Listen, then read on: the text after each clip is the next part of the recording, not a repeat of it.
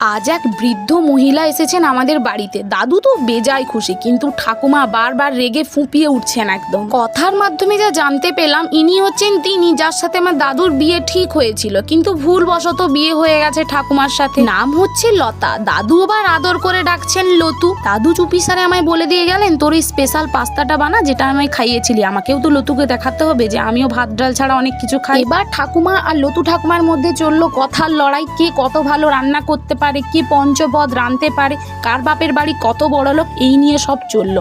কথার মাধ্যমে এটা বোঝা গেল, লতু ঠাকুমা বললেন তাদের বাপের বাড়িতে এত বড় গোয়াল ঘর আছে, যদি বাছুর ছানা ঢোকে বাছুর নাকি বাচ্চা নিয়েও পারে বেরোয়। আমার ঠাকুমা আবার কিসে কম যায়, তিনিও বললেন তাদের বাপের বাড়িতে এমন বাঁশ বাগানে এমন বাঁশ ধরে যা নাকি চাঁদ অব্দি পৌঁছায়। লতু ঠাকুমা বললেন, বাবা তাহলে বাঁশটা রাখো কোথায়, কেন তোমাদের গোয়াল ঘরে তুমি কোনোদিন ঢুকে দেখোনি?